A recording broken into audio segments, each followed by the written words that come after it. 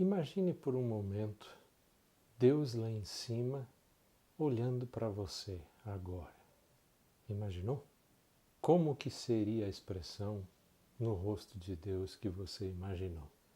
Geralmente quando eu faço um exercício assim, pergunto na plateia quantos viram, imaginaram Deus olhando para eles e sorrindo? Quase ninguém levanta a mão.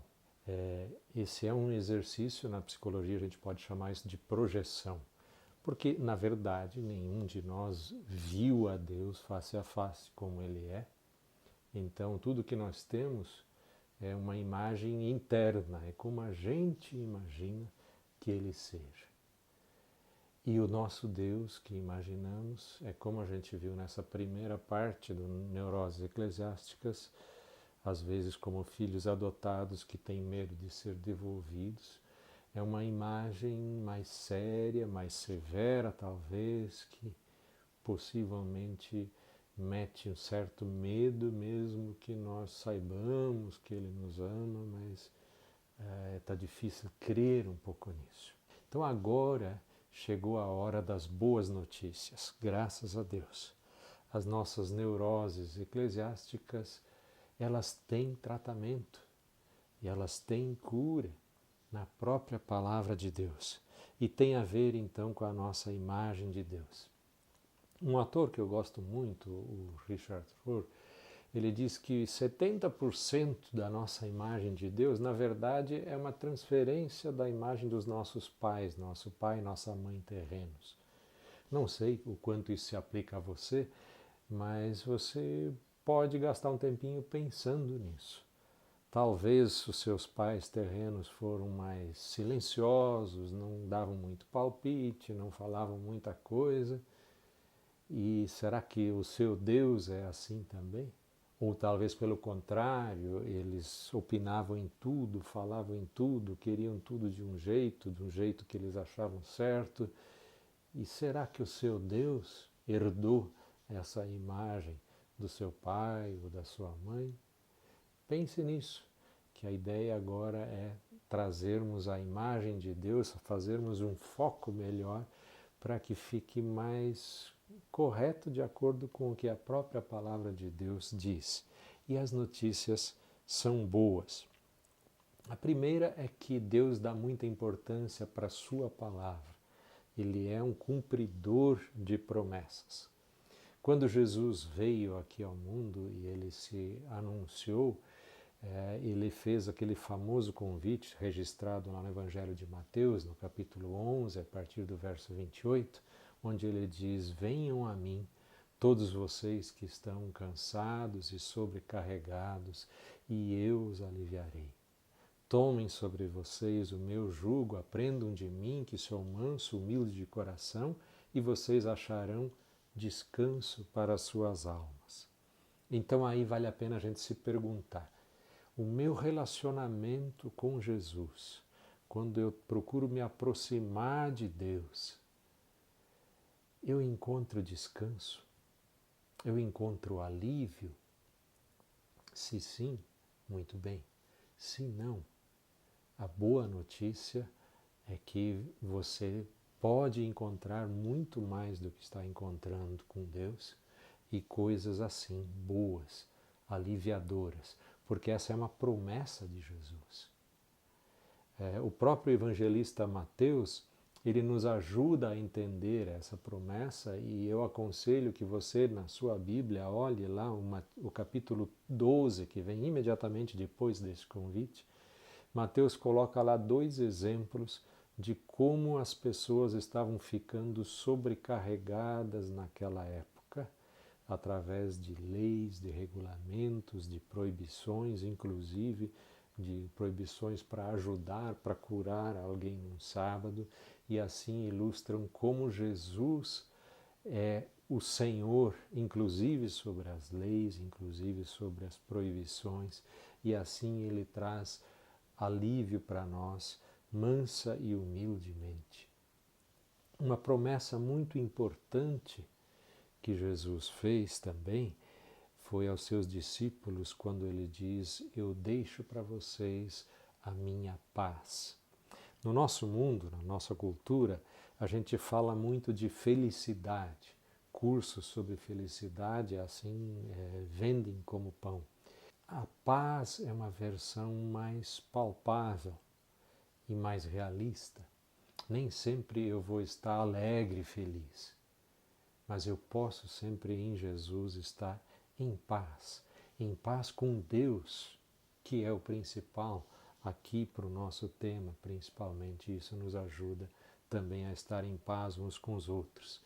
Então, quando Jesus ele promete a sua paz, isso está lá no Evangelho de João, a última fala dele, inclusive, no final do capítulo 16, antes de ele orar e logo depois ser preso e ser levado ao julgamento que terminaria na cruz, ele avisa os discípulos que diziam lá no final do capítulo 16 que agora nós entendemos que tu sabes todas as coisas, por isso nós cremos em você. E ele diz, agora vocês creem? Pois daqui a pouco vai vir aqui a polícia e todos vocês vão sair correndo e vão me deixar sozinho. Mas digo essas coisas para que em mim vocês tenham paz. Eu não estou sozinho, o Pai está comigo. No mundo vocês vão ter aflições, mas tenham bom ânimo, eu venci o mundo. A gente decorou nas igrejas essa frase, no mundo tereis aflições, mas a gente não decorou o início desse verso, onde ele diz, digo-vos essas coisas para que em mim vocês tenham paz. Essa parte passou batido, não passa nos nossos ensinamentos. A intenção de Jesus é nos dar paz. Ele avisa que vamos ter aflições, mas aí ele acrescenta, não desanimem, eu venci o mundo.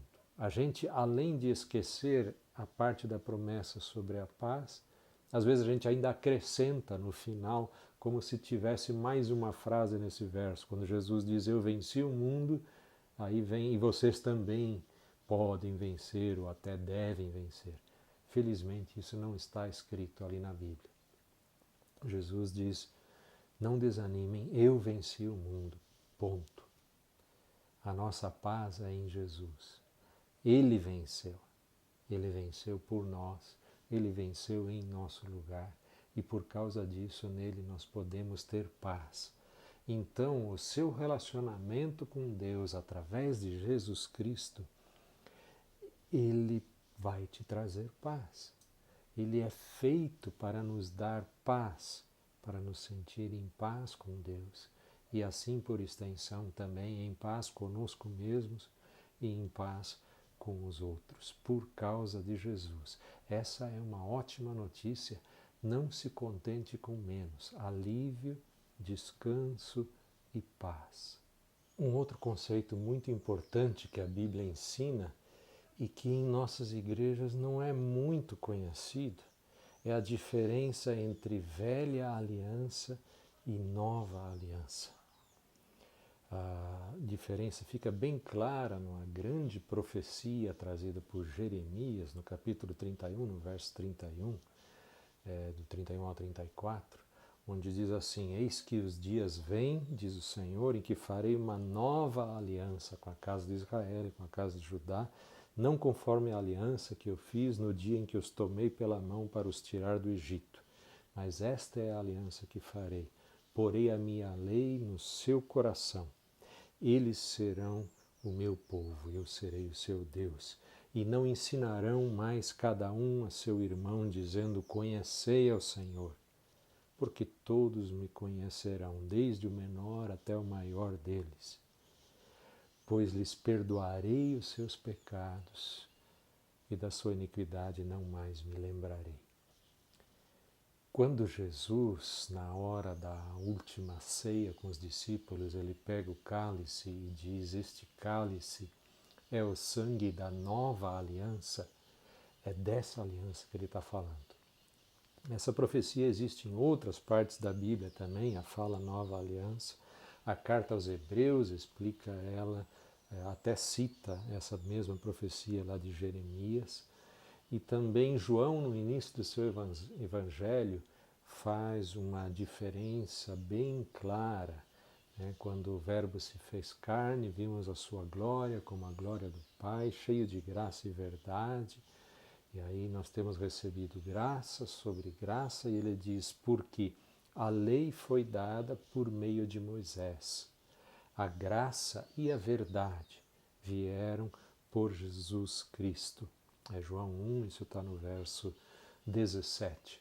Então ali João faz uma diferença bastante clara entre duas coisas boas, são graça sobre graça. A lei é uma coisa boa, é palavra de Deus, é uma boa orientação para a nossa vida. Mas a graça e a verdade, elas vieram através de Jesus Cristo. Então, mostra mais verdadeiramente como Deus é. Jesus é então a revelação completa, a revelação perfeita de quem é Deus. A lei, ela serve para nos mostrar quem somos nós, como nós somos pecadores e como nós devemos viver e ir lidando com nossos pecados até que chegasse o Messias, o Redentor. E uma vez o Messias chegando, ele traz a revelação completa da parte de Deus para nós. Então, essa nova aliança, ela não vem carregada de deveres, ela não vem escrita em tábuas de pedra, ela vem escrita, como diz lá na profecia de Jeremias, no nosso coração. Não vai precisar ficar o cala aí de fora pregando, você tem que fazer isso, você tem que fazer aquilo, você deve fazer aquilo, esse é o seu dever. Não, todos já conhecerão ao Senhor, e ao Senhor como Deus que perdoa pecados. Então a nossa imagem de Deus passa a ser transformada através de Jesus como um Deus que nos aceita e nos perdoa. E aí a gente poderia pensar, bom, mas e a santificação? Sempre isso vem à mente quando se fala de graça e de perdão. Vamos ver como acontece a santificação. No nosso meio, nas igrejas, a gente lida com um modelo de santificação que não é muito bíblico, mas é o mais pregado. A gente podia chamar ele de modelo de escada. É aquela ideia de que você começa aceitando a Cristo como Salvador e aí você, com o tempo, vai subindo com mais comunhão na igreja, com leitura da Bíblia, com oração, com pregações, com participação nas atividades, com esforço, com disciplina. Assim você vai subindo até chegar na altura da estatura de Cristo como modelo perfeito. Qual é o problema desse modelo? Ele dá a ideia que a gente consegue fazer essa subida por nosso próprio esforço, compromisso e dedicação. Jesus ele fala de um outro modelo, que ele chama de santificação pela fé. Isso é relatado no livro de Atos dos Apóstolos, quando Jesus aparece a Paulo no caminho para Damasco, lá na Síria. E isso é tão importante que o livro conta 3 vezes essa mesma experiência, em que Paulo vai falando dessa experiência lá para reis, para outras pessoas que lhe dá o testemunho. E numa dessas, lá no Atos, no capítulo 26, Paulo está contando então que Jesus lhe disse que ele seria então um vaso escolhido para os gentios, para os não-judeus, para lhes abrir os olhos a fim de que se convertam das trevas à luz, para que recebam remissão de pecados e recebam herança entre aqueles que são santificados pela fé em mim. Então, ser santificado pela fé seria o normal, mas não é normal, não é comum em nosso meio. A gente costuma separar, em nossos ensinos, muitas vezes é separado salvação de santificação. Então, muitas vezes nos é dito assim, a salvação é pela fé, é pela graça de Deus, mas a santificação é por obediência, é por compromisso. Então Jesus está dizendo que a mesma fé que salva, ela também vai operar a santificação, vai nos tornar santos. Isso é melhor explicado na carta dos Hebreus. Ali, aquela profecia da nova aliança é citada, por exemplo, lá no capítulo 10, Jesus se apresenta, citando já um salmo, de que Deus não quer sacrifícios de animais. Jesus diz, eis aqui estou para fazer a tua vontade. E aí a pessoa que escreveu a carta aos Hebreus diz, é nessa vontade que nós temos sido santificados, Hebreus 10, verso 8, mediante a oferta do corpo de Jesus Cristo de uma vez por todas. E aí no verso 14 ele vai dizer, porque com uma única oferta ele aperfeiçoou para sempre todos quantos estão sendo santificados. Então é dois movimentos. Jesus na sua oferta já fez tudo, aperfeiçoou para sempre. Mas as pessoas que recebem esse benefício gratuitamente, elas ainda estão sendo santificadas. Então tem coisas que já foram feitas, por um lado já foram feitas completamente, por outro lado ainda está em processo. Eu gosto de explicar isso como sendo o reverso da morte como consequência do pecado. Deus disse para Adão e Eva, para eles não comerem daquele fruto do conhecimento do bem e mal, na mistura de bem e mal. E aí ele diz, porque no dia em que vocês comerem, vocês morrerão. E a gente se pergunta, mas eles não caíram mortos na hora em que comeram? A fruta não estava envenenada e causou a morte naquela hora. Eles morreram mesmo? A gente fala até em morte espiritual. Não, foi naquela hora que a morte entrou na vida humana, entrou em nosso mundo. A partir daquele momento, eles se tornaram mortais. E aí é apenas uma questão de tempo. A fruta estava envenenada, entre aspas, sim, mas é um veneno que vai agindo lentamente, sem parar, até que acaba caindo também o corpo físico. A santificação é mais ou menos isso no processo contrário. A Bíblia nos diz que a partir do momento que a gente crê em Jesus, crê no sacrifício que Jesus fez na cruz, em nosso lugar, o Espírito de Deus vem morar dentro de nós, que é também o Espírito de Cristo. E ele começa de dentro para fora um processo de revivificação, um processo de transformar nós que estávamos mortos e perdidos em vida, e em vida achada, encontrada para Deus. Essa é a santificação. Só que assim como Adão e Eva levaram um tempo para cair mortos, nós também vamos levar um tempo para estar completamente santificados. Se você olhar lá no Gênesis, para ver quanto tempo foi que levou, ela fala apenas da morte do Adão, quanto tempo foi acho que 937 anos, se não me falha agora a memória. Então, assim, tenha paciência com a santificação. Vai levar um tempinho, até Jesus voltar ou até a gente morrer. O que acontecer antes, essa obra vai ser completada, mas ela já está em curso. O Espírito Santo já está no nosso coração, já está trabalhando, e essa é a garantia que esse processo vai ser terminado. Aquele que começou esse processo, que é o próprio Deus, ele vai completá-lo até o dia de nosso Senhor Jesus. Então tenhamos paciência conosco mesmos, com nossas imperfeições, com dos outros, as imperfeições deles, porque Jesus está trabalhando e o Espírito de Deus está santificando-nos de dentro para fora. Essa santificação ela passa a ter então um reflexo também na nossa autoimagem. Então, por exemplo, nós queríamos, nós vimos lá nas neuroses eclesiásticas, queríamos aparentar sermos melhores do que somos.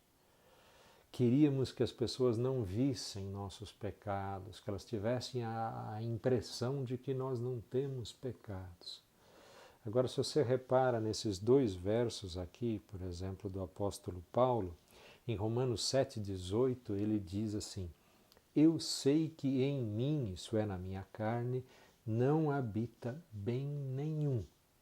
Não há nada de bem, não há nada de bom em mim, no meu ser natural. E isso ainda era na carta que foi lida na igreja lá em Roma. Agora, numa carta particular para o seu discípulo, para o seu filho na fé, Timóteo, Paulo diz também assim: Cristo Jesus veio ao mundo para salvar os pecadores, sendo eu o pior deles. Ele não está fazendo jogo de cena, ele não está querendo impressionar ninguém, ele está falando para o seu próprio filho na fé. O pior dos pecadores, ou o principal dos pecadores, que quer dizer a mesma coisa, o maior dos pecadores, é assim que Paulo se vê.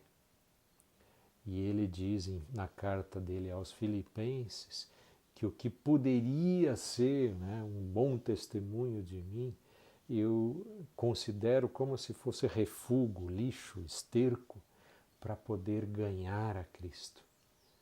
Porque pelas minhas, né, pelas nossas boas obras ninguém vai ser santificado, mas sim pela consciência de pecado. E aí, como é que nós lidamos com os pecados? O que fazer com os pecados? A passagem da Bíblia que mais me ajuda a entender como é essa dinâmica com nossos pecados é o 1º capítulo da 1ª carta de João, onde ele diz lá do começo, capítulo 1, já no verso 5, a mensagem que da parte dele vos anunciamos, temos ouvido, é esta: Deus é luz, nele não há treva, não há escuridão nenhuma. Se dissermos que mantemos comunhão com ele e andarmos nas trevas, mentimos e não praticamos a verdade. Porém, se andarmos na luz como ele está na luz, mantemos comunhão uns com os outros. E o sangue de Jesus, seu Filho, nos purifica de todo pecado. Então é nessa situação de andar com Deus, com Jesus, nós vamos também ter comunhão com as outras pessoas. Nós não somos únicos no sentido de sozinhos, várias outras pessoas também andam com Jesus. Então a gente vai ter comunhão. E nesse contato uns com os outros, nossas falhas, vez por outra, vão aparecer, nossos pecados vão aparecer. E aí, o que a gente faz com os nossos pecados? O verso 8 diz: se dissermos que não temos pecado nenhum, essa é uma possibilidade. É como se viesse assim uma acusação e eu disse: não, eu estou limpo, eu não tenho pecado nenhum. João, quando escreve isso, é bom a gente lembrar que ele muito provavelmente já está bem velhinho. Eu podia imaginar ele talvez com uns 80 anos, ele chama seus leitores de filhinhos, e sendo assim, ele muito provavelmente também era o único dos 12 apóstolos ainda vivo. Tinha até uma lenda, né, de que João não iria nem morrer, ele ia ficar esperando vivo até Jesus voltar. Mas o próprio João diz, não foi isso que Jesus disse. Então a igreja olhava para ele assim como o mais santo de todos, o amigo mais íntimo de Jesus, aquele que era mais chegado, conhecia o coração do Mestre, tinha intimidade de relacionamento com Jesus, aprendeu muito do amor de Jesus. E ele se inclui aqui nesse verso. Ele diz: se nós dissermos que não temos pecado nenhum, nós enganamos a nós mesmos. E a verdade não está em nós. A gente tenta, porque em nosso ambiente na igreja o pecado não é bem-vindo, então a gente tenta fazer de conta que a gente não tem pecado e a gente pode acabar facilmente enganando a si mesmo, além de enganar os outros. Isso é tão importante que João fala quase a mesma coisa de novo, 2 versos depois, no verso 10. Lá ele diz: se dissermos que não temos cometido pecado. Então, uma coisa é ser pecador, ser pecadora, outra coisa é fazer pecados, cometer pecados. Aqui, então, se dissermos que não temos cometido pecado, ele diz, fazemos Deus mentiroso e a sua palavra não está em nós. Por que ele fala isso? Porque Deus fala claramente na sua palavra, não há justo, nem sequer um. Não há quem faça o bem. Todos pecaram, estão destituídos, carecem da glória de Deus. Então, se dissermos que não temos pecado e que não fazemos, não cometemos pecado, estamos num auto-engano e estamos negando o conteúdo da palavra de Deus. A outra possibilidade é o verso 9, que é mais conhecido. Se confessarmos os nossos pecados, Ele é fiel e justo para nos perdoar os pecados e nos purificar de toda injustiça. A palavra confessarmos, lá no original grego, é a palavra homologar, que hoje ainda sobrevive em português na linguagem de cartório, mais ou menos como você carimbar, autenticar uma assinatura para dizer é verdadeiramente dessa pessoa. Então esse confessar os pecados é o contrário do verso 8 do verso 10. Em vez de dizer que não, dizer que sim. Então, se dissermos, né, que sim, somos pecadores, sim, fazemos pecados, fizemos pecados e vamos fazer pecados, aí o verso diz, Ele é fiel e justo para nos perdoar os pecados e nos purificar. Para perdoar, tudo bem, estava prometido já lá na profecia da nova aliança que Deus iria perdoar os pecados. Então, se eu disser, sim, infelizmente fui eu sou pecador, eu fiz isso, fiz aquilo. A palavra garante que Deus é fiel e perdoa. Agora aqui, a palavra diz também que além de fiel, Ele é justo ao fazer isso. E aí eu pergunto, onde está a justiça? Porque a única coisa que eu fiz foi reconhecer o meu pecado. A única coisa que eu fiz foi admitir, sim, fui eu. Isso sou eu sou o pecador, eu que fiz. E aí já está perdoado, já está purificado. Não parece justo, né? Onde está a justiça disso? A justiça está em que teve alguém que amou você e amou a mim de tal maneira que entregou-se para sofrer o castigo em nosso lugar. Então, por isso, Deus faz o que é justo, porque pecado já foi castigado. O pecado já foi satisfeito pelo sacrifício, pela entrega de Cristo na cruz. Então, sempre que estamos frisando demais a importância de abandonar pecado, confessar a santificação naquele modelo de escada em que você tem que se aperfeiçoar cada vez mais, cada vez mais, cada vez mais, obrigações, obrigações e obrigações, muito provavelmente está faltando, em nosso meio estará faltando uma atenção maior para o que Jesus fez na cruz, para a cruz de Cristo. A gente às vezes esquece disso. O pecado meu já está castigado. Então a boa notícia é essa. Para pecado tem solução. Tanto é assim que João continua a passagem e ele diz, filhinhos, essas coisas escrevo para que não pequeis. Por quê? Porque parece um incentivo ao pecado. Ele diz, não estou escrevendo para vocês pecar, é para não pecar. Mas se alguém pecar, temos um advogado, Jesus Cristo. Ele é o único justo, Jesus Cristo justo. Ele é a propiciação, ele é o sacrifício que acalma, que resolve, né, o problema dos nossos pecados. A gente ainda poderia pensar, bom, mas eu tenho uns pecados bem ruins. Aí João termina dizendo, não só os nossos, mas os do mundo inteiro. O sacrifício de Cristo é suficiente para pagar por todos os pecados do mundo. Essa é a principal e grande boa notícia que se contrapõe à principal neurose eclesiástica. Nós temos os nossos pecados pagos, a nossa ficha limpada na cruz do Senhor Jesus. O problema é só se a gente não se acha pecador. Se a gente acha que já está conseguindo subir aquela escada e já está quase ali na perfeição, aí é problema, porque então de repente a gente começa a achar que não precisa mais do sacrifício de Jesus, não precisa mais do Salvador. Aí Deus deve ficar coçando a cabeça, como é que eu vou convencer ela, ele, de que ele precisa sim, e de que eu amo e que esse sacrifício já foi feito por amor. Essa é mais uma boa notícia que nós temos. O que poderia nos ajudar a acreditar nesse amor de Deus? Porque é difícil acreditar num amor assim tão de graça, né? A gente não está acostumado a ser amado sem merecer.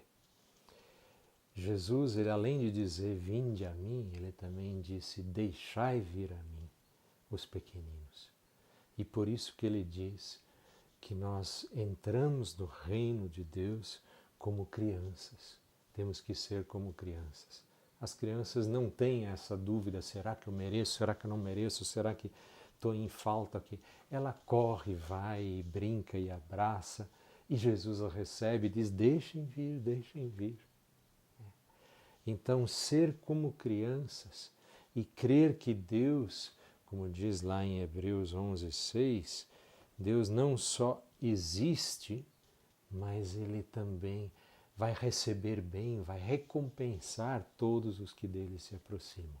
Deus não só existe, Ele é bom. Acreditar nisso nos salva. Tem pessoas que acreditam, mas ainda se preocupam com um monte de coisas. Esses Paulo chama em Romanos 14, também em 1 Coríntios 10, chama de fracos na fé. São pessoas que creem em Jesus, mas acham que precisam, além de crer em Jesus, ainda seguir aquela regra, guardar, cuidar.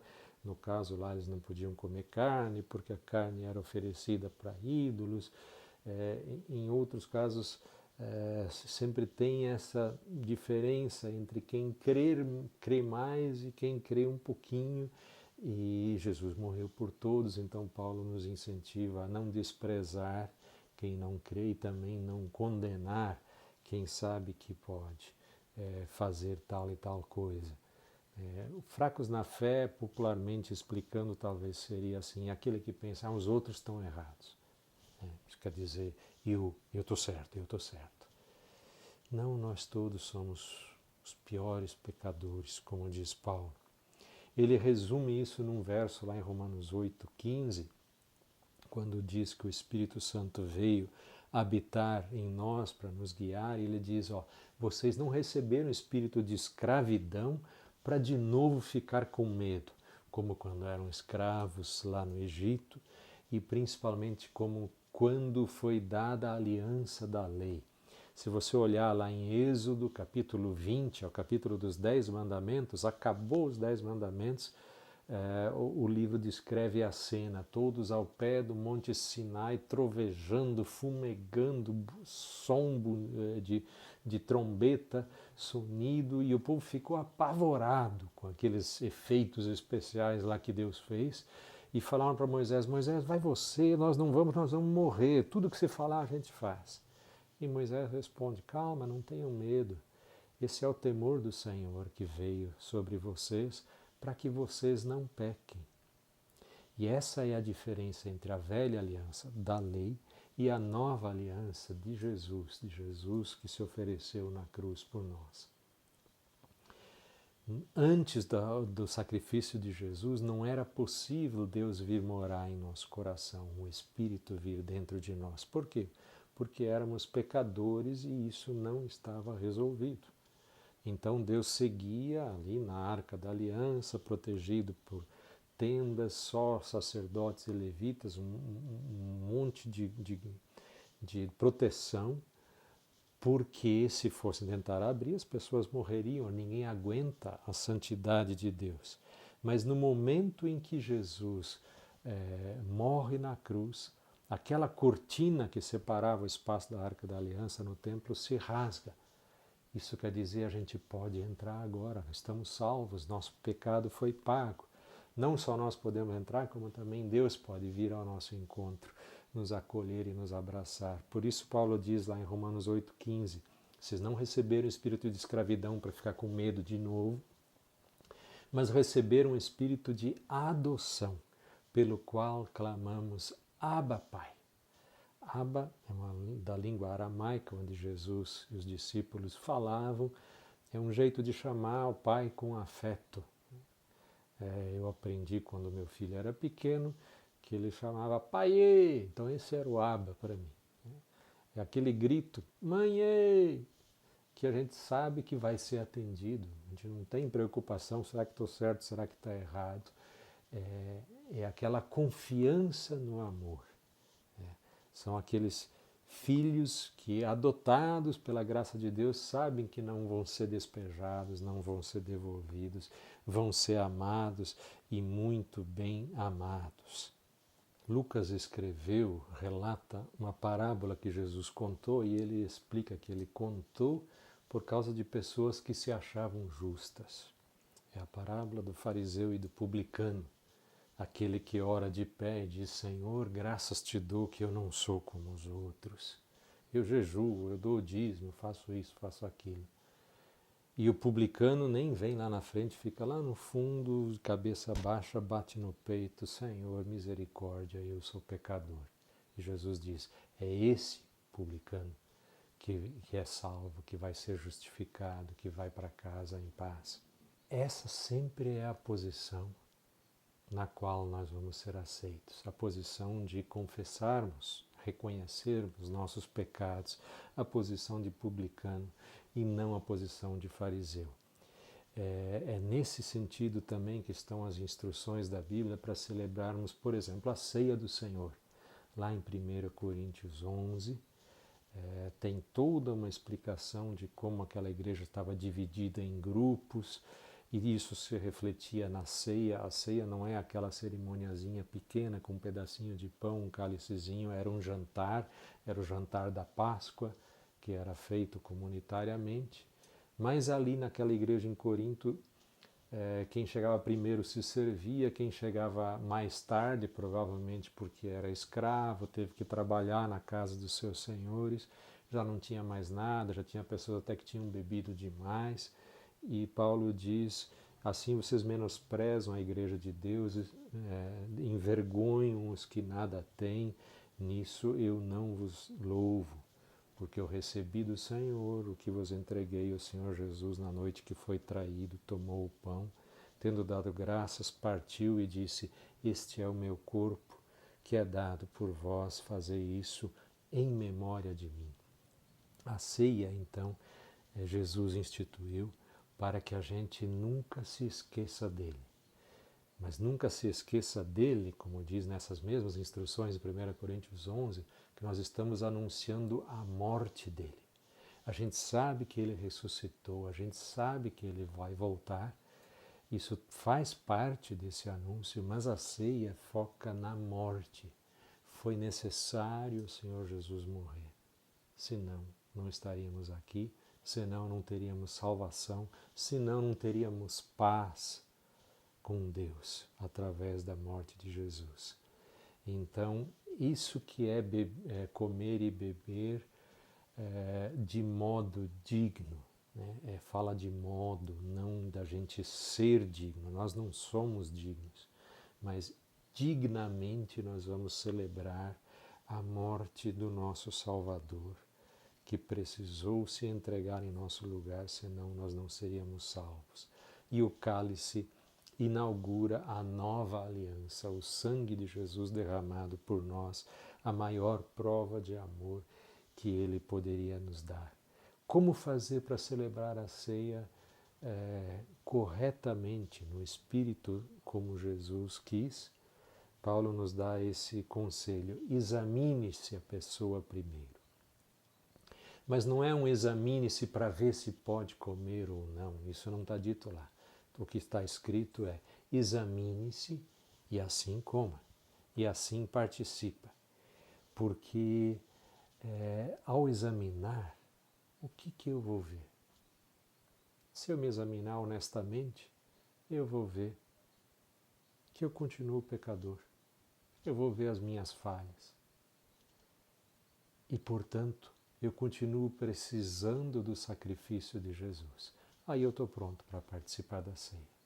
A ceia do Senhor é para pecadores, é para pecadoras. É para pessoas que sabem que precisam de um Salvador. Então, quando a gente se examina, a gente vê que somos pecadores. E aí podemos participar, porque foi para pecadores que Jesus morreu, pecadores como eu.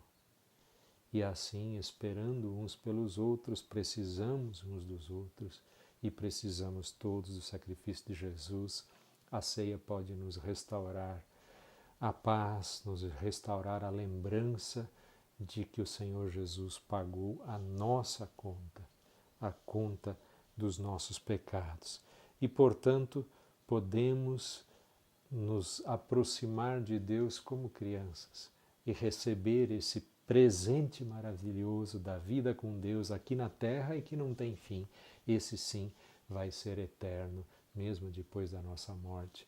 A vida com Deus continua porque ela é eterna, graças ao Senhor Jesus, que morreu em nosso lugar e ressuscitou para nos fazer justos, descendentes de uma raça de pessoas justas, os ressuscitados em Jesus, como diz Paulo.